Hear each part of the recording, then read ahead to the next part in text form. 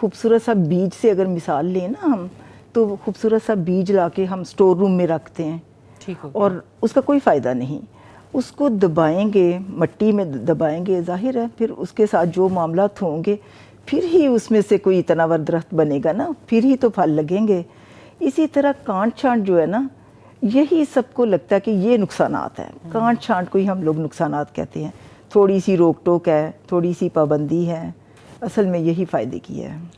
उस्ताद साहब, हमने ये बात तो की कि तालीम पहले नहीं है और ये कितना खूबसूरत रिश्ता है और किस बुनियाद पे ये रिश्ते होने चाहिए, लेकिन जब हम बहुओं को ले आते हैं घर में, वहाँ पर खुसूसी तौर पे क्या गलतियाँ होती हैं जो हमारे माशरे में हो रही हैं, जिसकी वजह से हमारा ख़ानदानी निज़ाम इस बुरे तरीके से तबाह हो रहा है? क्योंकि हर रिश्ता तो इस बुनियाद पे नहीं किया जा रहा जो हमें रसूलुल्लाह सल्लल्लाहु अलैहि वसल्लम की गाइडलाइन से मिलता है। नॉर्मली तो हसब नसब को भी और तरह से लिया जाता है कि और बहुओं से डिमांड्स भी बहुत डिफरेंट हैं। मैं चाहती हूँ उस चीज़ों पे आप ज़रूर रोशनी डालें कि जिसकी वजह से बहुएं भी तकलीफ़ में हैं, ख़ानदानी निज़ाम भी बिगड़ रहा है, कि वो क्या मसाइल हैं, वो क्या जराइम हैं जो घरों के अंदर हो रहे हैं। देखें, जो आज का हमारा मौजू है, बहू भी किसी की बेटी है जी। मुझे लगता है कि बेसिक प्रॉब्लम यही है सही कि जहाँ भी प्रॉब्लम्स का आगाज़ होता है वहाँ बहू को बेटी का दर्जा नहीं दिया जाता, और बेटी और बहू में कंपैरिजन आता है। फिर ये है कि माँ को अपना बेटा छिन जाने की फ़िक्र होती है कि इनसिक्योरिटी का शिकार हो जाती है सास, यानी बहू की तो सास है। एक ट्रांसमिशन में भी तस्करा किया था कि हमारी कोई जानने वाली हैं, उन्होंने मुझे कॉल किया और उन्होंने कहा कि मैं बहुत ज़्यादा, जब से मैंने बच्चे का रिश्ता किया है तो मैं जेलस फील नहीं कर रही हूँ, लेकिन मैं कर भी रही हूँ, और मुझे लगता है कि वो मुझसे ज़्यादा दूसरी तरफ टाइम देना लग गया, उसका ध्यान दूसरी तरफ। तो ये सब ख़यालात मेरे जहन में जो आ रहे हैं, क्या ये दुरुस्त है या गलत है? जो लोग अपने आप को मॉनिटर करते हैं और किसी न किसी तरीके से, तो वो इन चीज़ों को महसूस भी करते हैं, लेकिन बहुत सारी जगहों पर शायद माएँ इस बात को रियलाइज़ ही नहीं कर पा रही होती हैं। देखिए, माँ का जब माइंड सेट प्रिपेयर्ड नहीं है ना, तो ज़ाहिर है कि वो तो एक खुली अमाजगा है ना शैतान के लिए और इर्द गिर्द के लोगों के लिए। शयातीन मिनल जिन्नि वल इंस दोनों तरह से रोल प्ले करते हैं। घर के अफराद भी, बेटियां जो हैं वो भी इस जंग में शरीक हो जाती हैं कि वो माँ को जो है वो एक एक चीज़ पे उकसाती हैं कि यहाँ पर आपके साथ ये हो गया, यहाँ ये हो गया। बेटे भी इस जंग में कूद पड़ते हैं, पहले से अगर कोई बहू है वो भी कूद पड़ती है। और फिर ये है कि समटाइम तो ससुर भी कूद पड़ते हैं जी। और फिर ये है कि आपके जो यानी ससुराली रिश्ते हैं और आपके जो अपने मेके के रिश्ते हैं, वो सब भी बहनें, अपनी बहनें, शौहर की बहनें और बाकी रिश्ते सारे वो भी शामिल हो जाते हैं। और एक बच्ची जो है ना, वो यानी वो तन्हा है और हर तरफ से तीर जो है वो उस पर चलाए जाते हैं। तो क्या फिर ये ख़ानदानी निज़ाम की गलती नहीं है कि जहाँ पर एक फ़र्द को ख़ानदान में लाने के बाद सबकी नज़रें इस बात पर होती हैं कि इसको फेल किस तरह से किया जाए? क्या ये कहीं ना कहीं ख़ानदानों की ज़्यादा इंटरफेरेंस नहीं है एक नए रिश्ते में?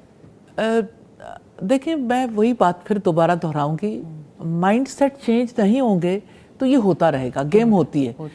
क्या होना चाहिए, आज हम बैठ के बात भी कर लेंगे तो ज़रूरी नहीं कि वो सब कुछ हो जाए जी। डेफिनेटली हो सकता है। हम अल्लाह ताला से दुआ करते हैं कि किसी के लिए ये बात नफ़ामंद हो जाए, हम तो जायज़ा ले रहे हैं।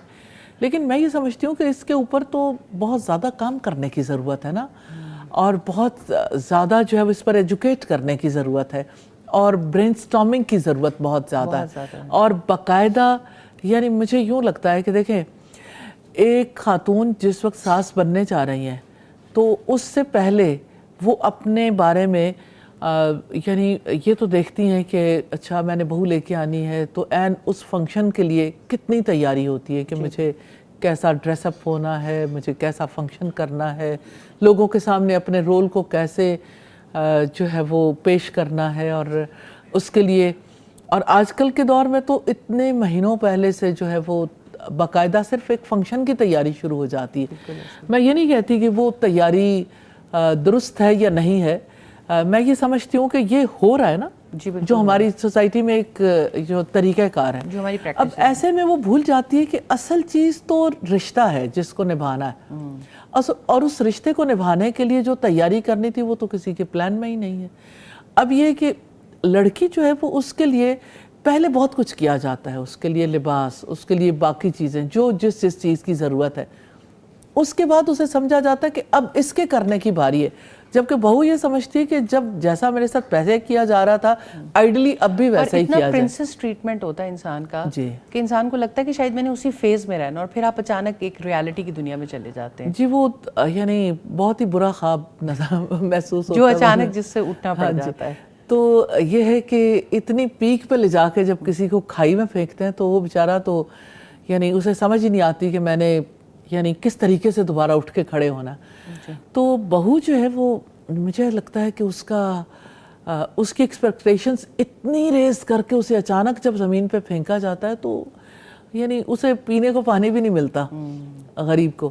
تو اس میں دو طرفہ ہی مجھے فیل ہوتا ہے کہ ٹریننگ کی ضرورت ہے, اور جو کچھ ہو رہا ہے اس میں یعنی ہر ایک کو یہ سمجھنا چاہیے کہ یہ صرف دنیا کی زندگی نہیں ہے جس میں ہم نے کسی کے ساتھ اونچ نیچ کر لی تو اس کا حساب نہیں ہونا. ظلم قیامت کی تاریکیوں میں سے تاریکی ہے, اور پھر اب دیکھیں کہ ظلم جو ہے نا حقدار کو اس کا حق نہ دینا ہے, کسی چیز کو اس کے جائز مقام پر نہ رکھنا ہے. تو بہو کا ایک مقام ہے, آپ اسے اپنے بیٹے کی بیوی بنا کے لائی ہیں, اس پر سب سے زیادہ رائٹ اس کے شوہر کا ہے. اب یہ ہے کہ اسے اس رشتے کو نبھانے کے لیے آپس کی ایڈجسٹمنٹ کے لیے ٹائم چاہیے, اسے فیملی میٹرز میں بھی انوالو ہونا ہے, لیکن فیملی میٹر میں سارا دن ساری رات مطلب اس میں آخر کتنا وہ انوالو ہو جائے. اس سے توقع یہ کی جاتی ہے کہ جو ہی اس کی آنکھ کھلے تو وہ فوراً حاضر ہو جائے, اور رات جب تک اس کی آنکھیں بند نہ ہونے لگے وہ سب لوگوں کے سامنے حاضر رہے. تو مجھے یہ بتائیں کہ اس کا رشتہ کس کے ساتھ ہے؟ اس کا رشتہ اگر اپنے شوہر کے ساتھ ہی نہیں جڑے گا تو کس طریقے سے وہ باقی رشتے نبھائے گی؟